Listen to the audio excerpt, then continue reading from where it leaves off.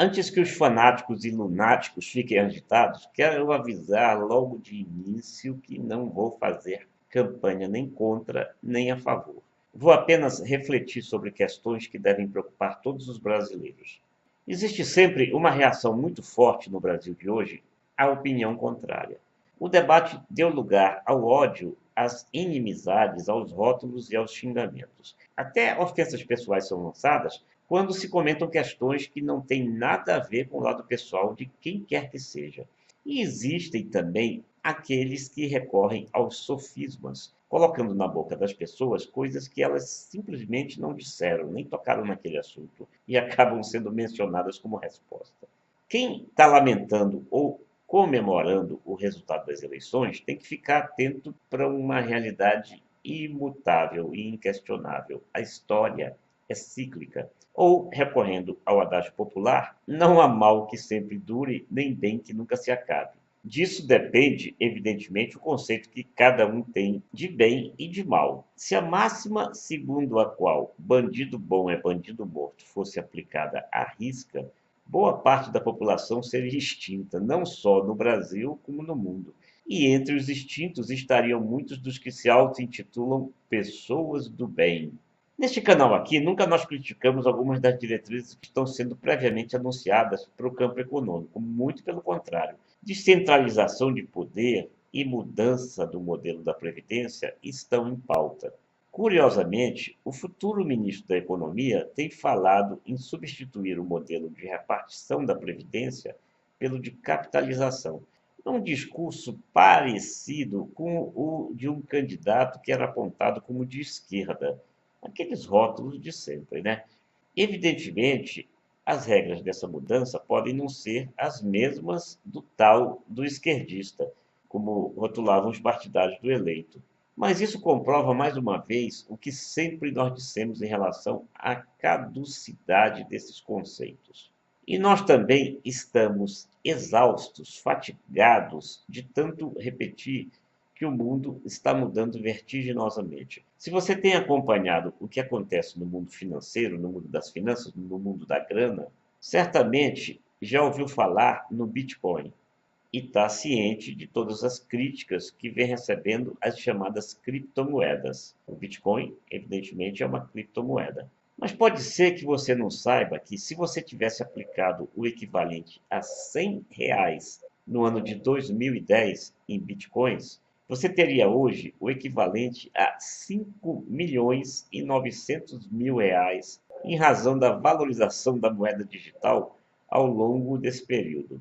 Apesar das lições da história, há os que não aprendem com o passado e, em vez de avançarem com base nessas lições, querem retroceder. Estão entre esses os que preconizam a volta da ditadura ou que se mostram favoráveis à retórica totalitária. É o equívoco típico dos que ignoram o que a história ensina e preferem negá-la em vez de aprenderem com ela.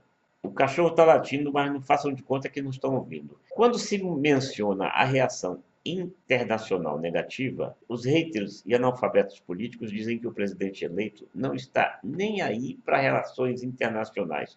Ora, isso é de uma estupidez cavalar, pois nenhum país sobrevive hoje isolado do cenário internacional. Os que pronunciam bobagens como essa parecem preconizar, então, aquilo que eles próprios sempre atacaram, que o Brasil vai se tornar uma Cuba ou uma Venezuela, que sofrem exatamente as consequências do isolacionismo imposto pelos ideologismos. Tanto faz ser de esquerda ou de direita, ressuscitando os velhos conceitos. Isolacionismo, no mundo de hoje, significa ser conduzido ao caminho da falência econômica.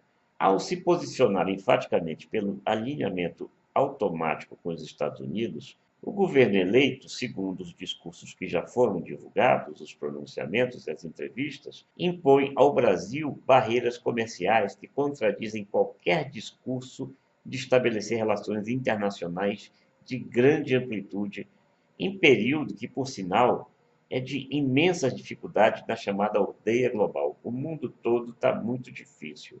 É, na verdade, retornar ao estreitamento ideológico, dessa vez pendendo para a direita, para a extrema-direita, Tendência essa repetida até mesmo pela ditadura militar a partir do governo Geisel, que passou a adotar o que ele chamou de pragmatismo responsável para impulsionar grandes acordos com parceiros que valorizassem efetivamente os produtos que o Brasil sempre teve a oferecer. Ora, alinhar-se aos Estados Unidos significa afastar-se da China, por exemplo, nosso maior parceiro comercial, entre outras consequências preocupantes no cenário econômico atual. Isso pode até seduzir o público interno menos informado, que reduz as relações internacionais à verdadeira miopia provocada por rótulos anti-esquerdistas ou anticomunistas. Comunistas até debaixo da cama, para muita gente ainda. Esse efeito perverso se reflete ainda no desprezo às relações com o Mercosul, a organização que os Estados Unidos sempre procuraram enfraquecer. O Mercosul agrega nossos vizinhos latino-americanos e esse discurso visa a propagar a visão enganosa de que o bloco sul-americano foi construído com viés ideológico. Sofismas e o vício de atribuir às pessoas o que elas não disseram constituem outro dos inúmeros vícios dos fanáticos e dos analfabetos políticos. Nós nunca defendemos e, aliás, até já combatemos explicitamente o exibicionismo de homossexuais com seus exageros em praça pública. Exibicionismo, aliás, que nós já condenamos até entre os heterossexuais. Mas isso não significa apoiar que uma transexual seja atacada a marteladas e nem justificar também o assassinato de pessoas que têm opção sexual diferente da nossa.